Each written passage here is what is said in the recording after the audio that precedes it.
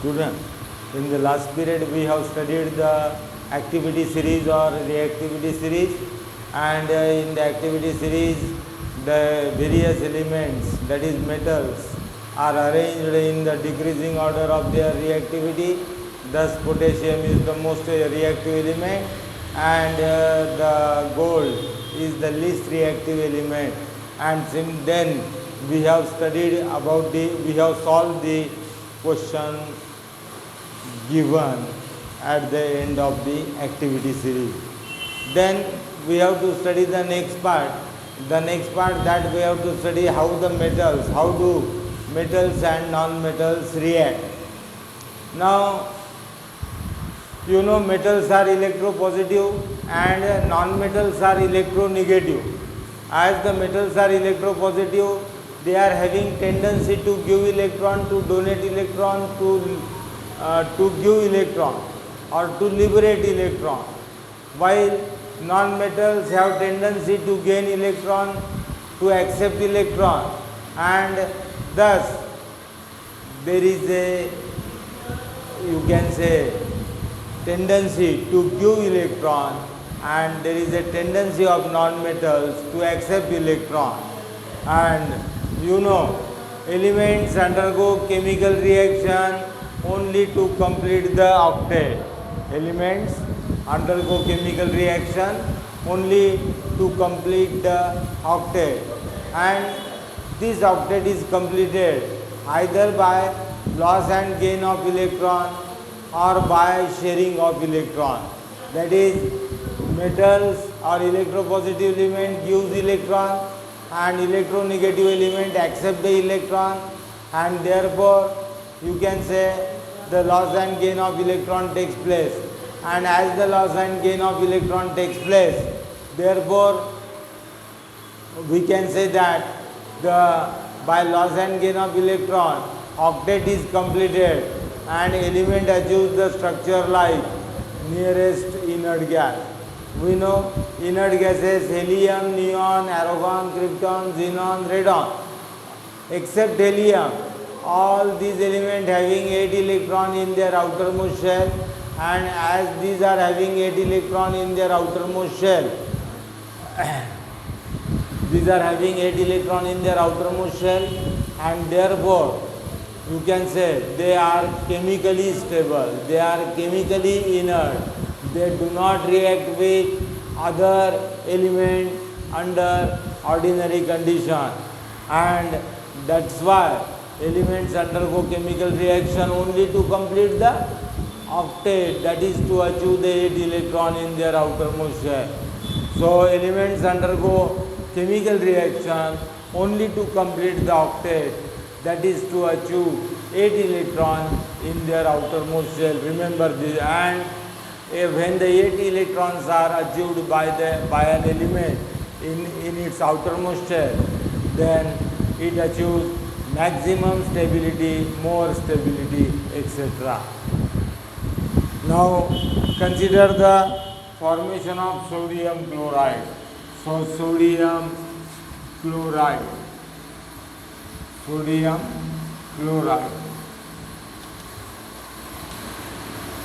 NaCl.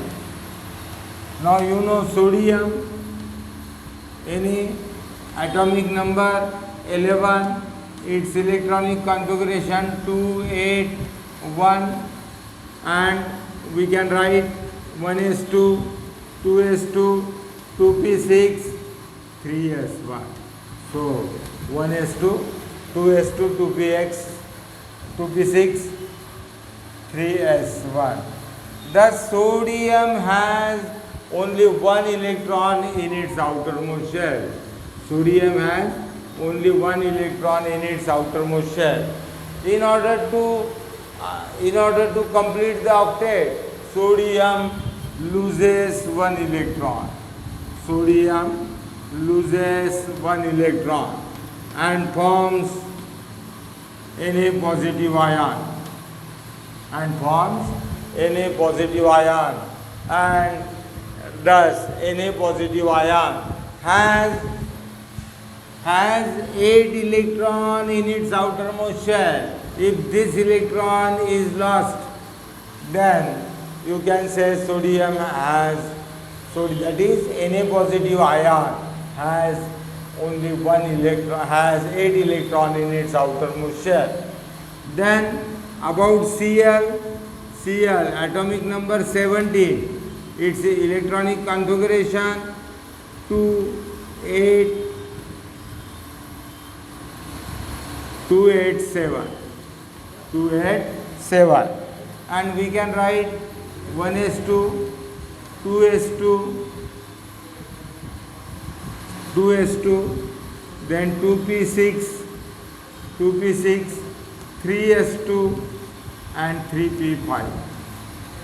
So outermost shell having 7 electrons, and thus the chlorine has 7 electrons, and chlorine also try to complete the octet by gaining 1 electron, and thus chlorine gains 1 electron.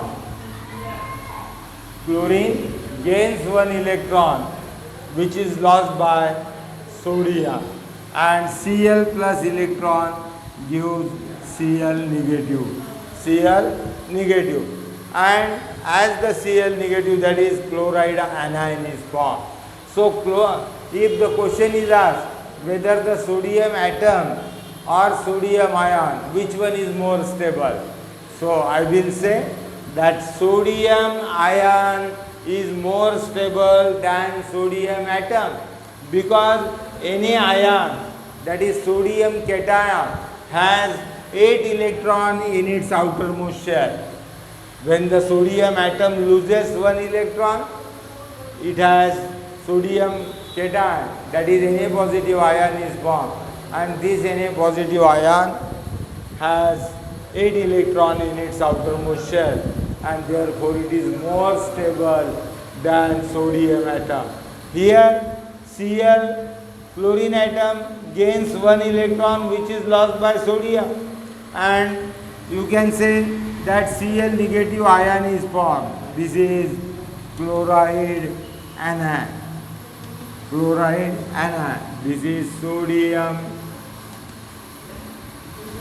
cation. Now this Cl negative is more stable than Cl, because in case of Cl, the outermost shell is containing 7 electrons, and thus in order to complete the octet, it accepts 1 electron and get converted into Cl negative. And when these two ions are formed, Na positive ion and Cl negative ion,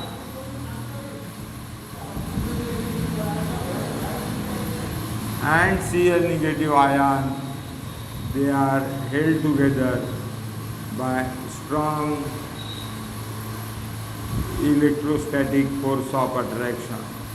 So these two ions, they are held together by strong electrostatic force of attraction, and this electrostatic force of attraction, by means of which the two ions are held together. The two ions, Na positive and Cl negative ions, which are held together by strong electrostatic forces of attraction, and this electrostatic forces of attraction, by means of which the two ions are held together, is known as ionic bond or electrovalent bond. Electrostatic force of attraction.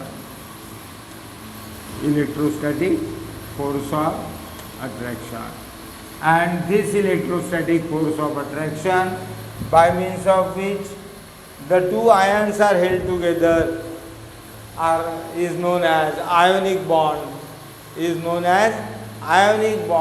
or electrovalent bond, and the compounds are known as ionic compounds or electrovalent compounds. We can also draw like this. For example, Na having this one electron in its outermost shell, and here Cl 2 plus 2 plus 2 and here 1.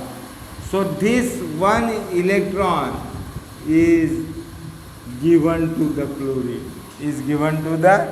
chlorine, and thus compound NaCl is obtained.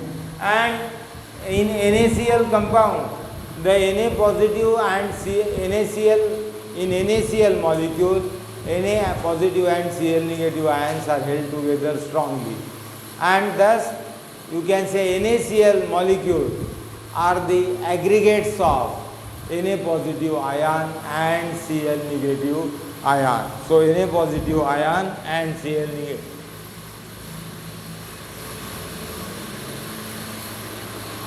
Thus, sodium chloride does not exist as aggregates of molecules, but it is the aggregation of Na positive and Cl negative ion.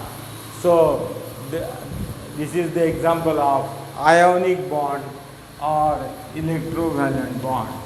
Ionic or electrovalent bond, and the compounds are called ionic compound or electrovalent bond or electrovalent compounds. Compounds are called as electrovalent compounds. So in this way, this is about the ionic bond. Another example, we can take the MgCl2. For example, magnesium chloride. Have you got the idea regarding this? So here we will take another example, magnesium chloride, MgCl2. So Mg, atomic number 12, electronic configuration 282, and here electronic configuration will be 1s2, 2s2, 2p6, 3s2, and for chlorine Cl 17287, 1s2, 2s2, 2p6, 3s2, 3p5, and here regarding the magnesium we can tell Mg gives Mg2 positive ion plus 2 electron. Mg2 positive ion plus 2 electron, and here twice Cl plus 2 electron gives twice Cl negative ion, or here Cl2 plus 2 electron gives twice Cl negative, and here compound MgCl2 is formed. MgCl2, that is magnesium chloride. The compound magnesium chloride is there, and this magnesium chloride is formed. And regarding the, we can show Mg 2 electron, and here Cl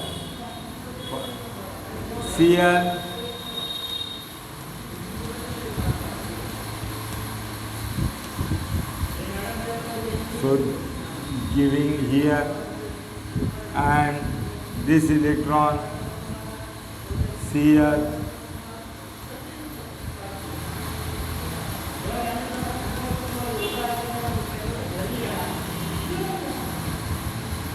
and here. So MgCl2, or we can also show that Mg2 positive ion, and here Cl negative ion, and there is a force of attraction.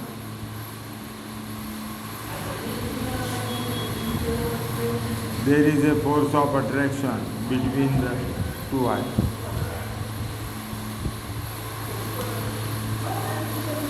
And thus MgCl2.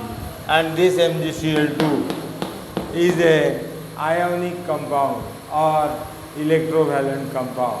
ionic compound or electrovalent compound. And thus you can say MgCl2, KCl, Na2SO4, NaCl, etc. All these are the, you can say, ionic compound or electrovalent compound. So ionic compound or electrovalent compound, and here as per your book, here it is shown that Mg2 positive and in bracket Cl